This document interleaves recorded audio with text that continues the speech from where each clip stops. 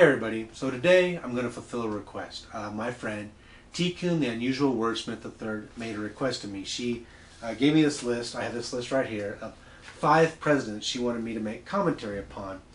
And I can't fit 5 presidents in one video. I could, but I wouldn't do some of them justice. I try and limit my time. I guess I could do one 30-minute video where I talked about all 5 of these presidents, but I'm not going to do that. So I'm going to pick them out one at a time, or maybe not. There might be some combination. I'm not sure I'm going to do this yet, but today I'm going to talk about one of the presidents, and the first one she asked for chronologically. And then I'm not here next week, I'm on vacation. And then hopefully the week after that I'll have some footage from that vacation, because I'll be in Washington, D.C. And I really want to share some of the things I see and experience. Being a historian whose particularly expertise is government, I think it might be a nice experience to just to share some things. So hopefully that's in 2 weeks, 1 week off, 2 weeks. And then I'll come back to these 5 presidents that T-Kun has asked me to talk about. And the first one she wants me to talk about is James Monroe. Now, what can be said about James Monroe? Well, he's very tall and he dressed old-fashioned. Those are trivial things. James Monroe was like 6'2", so he's very tall for his day. And he served from president from 1817 to 1825. He's the last of the Virginia dynasty. George Washington, Thomas Jefferson, James Madison, and he were all president from, the first election of Washington up to then, and John Adams 4 years from 1797 to 1801 were the only break in that very long streak. You have 8 terms. I did some math in my head. Also, 8 terms of presidency, all by Virginians. And James Monroe is kind of an interesting case because he's not the charismatic leader that George Washington is. He's not the great thinker, not the scientist and the all-around Renaissance man that Thomas Jefferson is. He's not even the political philosopher that James Madison is. Monroe's kind of mentally the least of these early. He's not even the lawyer and the thinker that John Adams was. So what did James Monroe have going for him? Well, a lot of what he had going for him was drive. He wanted to serve, and he wanted to do well by his mentors like Jefferson, Washington. He wanted to push out there, and he really believed in the new American Republic, and he truly believed in democracy. And in fact, he served a number of diplomatic posts. When he goes to France under George Washington, he gets in trouble because he's a little too enthusiastic for the French Revolution and takes too much of a stance with the French and sort of embarrasses Washington's government because he violates the neutrality policy and he has to be recalled. Which, by the way, he wrote a 407-page response to. He was so upset about being recalled. 407 pages against George Washington. Which, despite that, he managed to maintain his political career, and the Republicans who supported Jefferson, as things became more partisan around 1800, he became very popular. He actually became governor of Virginia about this same time. He was a senator, he was a representative, and then when James Madison became president, he became Secretary of State with his vast experience in diplomatic corps. He actually helped negotiate the Louisiana Purchase. And so because President of the United States is sort of the back end of this Virginia dynasty, there's actually talk about him being president right after Jefferson, of beating out Madison, but that's not how it worked out.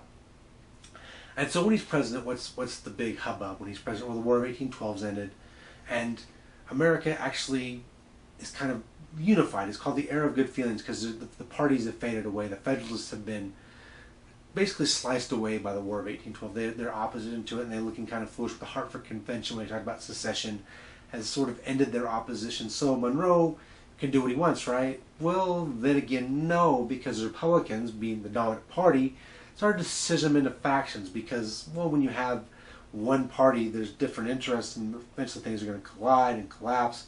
And Henry Clay, of course, who was famously a Democratic Republican at this point, part of Thomas Jefferson's group, actually came out against Monroe on a number of things because he expected to be Secretary of State, and John Quincy Adams, son of John Adams, is actually the one who became Secretary of State. And so there's definitely opposition to Monroe, despite this being the Era of Good Feelings considered without parties. But despite this, despite having some opposition, Monroe had a very, very definite sense of the world. As I said, he was a driven man. He was a driven sort of person in most things that he did. And one of his big drives was democracy. And he believed that old Europe and all of South America and all these places would eventually all become democratic. He thought the whole world over would eventually become democratic. This was the best kind of government there was. There was nothing else besides democracy to James Monroe in many ways. And so he sort of cultivates a foreign policy that revolves around the idea that democracy is the only way to go, and that the United States itself, this is sort of being the manifest destiny period. And he sort of cultivates this idea the United States is destined for something great, and he acquires territory. He ensures that the Louisiana Purchase borders are settled. He asserts America's claims to Oregon. He has John Quincy Adams negotiate the Florida Treaty after Andrew Jackson invaded Florida, pretty much militarily invaded Florida. There's some thought that it was against James Monroe's direct orders, which it technically was, but Monroe secretly was sort of prodding him to, yeah, go ahead and take over Florida. We kind of want that. And yeah, the United States got Florida from a very weak Spanish empire at that point, and John Quincy Adams managed to negotiate the Adams-Onis Treaty, which settled that out right. And so here's Monroe. He's expanding the nation. He's promoting democracy. And at this time, too, the Spanish lose a lot of their, like Mexico and all the South American countries, all declare their independence. And Monroe wants to go out there and acknowledge all these republics, but he has to be a little careful because he can't really insult the Spanish. So he acknowledges them slowly. He doesn't do it all at once. But this is his big push of his presidency. And of course, the most famous thing he's probably known for is the Monroe Doctrine. Now, essentially what the Monroe Doctrine says is that Europe should not interfere in affairs of the Americas, and the Americans won't worry about Europe. Basically, we're going to leave each other alone. That this is the United States side of the world, that's Europe's side of the world, and we don't want anything in between. Now, one of the major things behind this is the British really liked this idea. And you say, well, why did the British like this idea? Well, they already had Canada, so they were established here. So they had dominion in North America and the Americas in general. And the more free trade there was, the better off the British were, because they had the biggest navy, the most ships, and they could out-trade anybody in the world. So they were big time behind this. And the Monroe Doctrine is really interesting how it came about. James Monroe knew he had this idea, right? He wanted to make this declaration that the Western Hemisphere, that the North America and South America were for the Americas, no longer for Europe. And so he wrote to Madison and Jefferson and Madison came back with advice on this matter, like, yeah, you need to make this declaration. And then he goes to John Quincy Adams, who also wholeheartedly has agreed with this idea, and John Quincy Adams crafts. John Quincy Adams is actually the writer of the Monroe Doctrine, almost in its entirety. Not the conceptualization, that belongs to all four of these men in a way.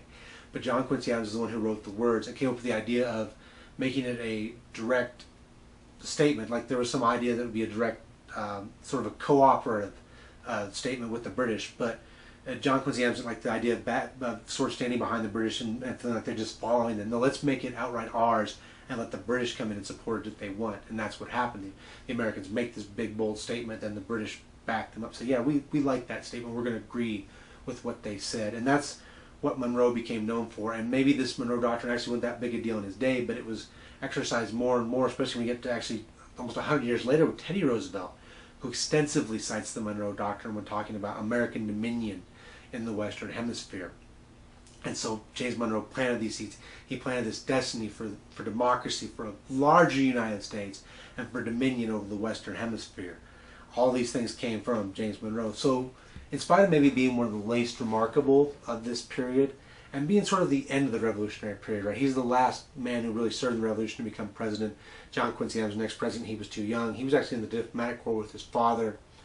And so he's the end of this Revolutionary period, and he's the one who sets forth this big, bold course for the Americans, which has far-reaching consequences for Native Americans who are displaced, for other peoples who get, taken over. The Mexican-American War is sort of a direct result of this. The good and the bad that all came with this sort of conceptualization really comes from here in James Monroe. And so there you have it. James Monroe, maybe not the most remarkable man, but definitely one who had a major effect on how the United States was going forward. I hope that gives you a little historical perspective.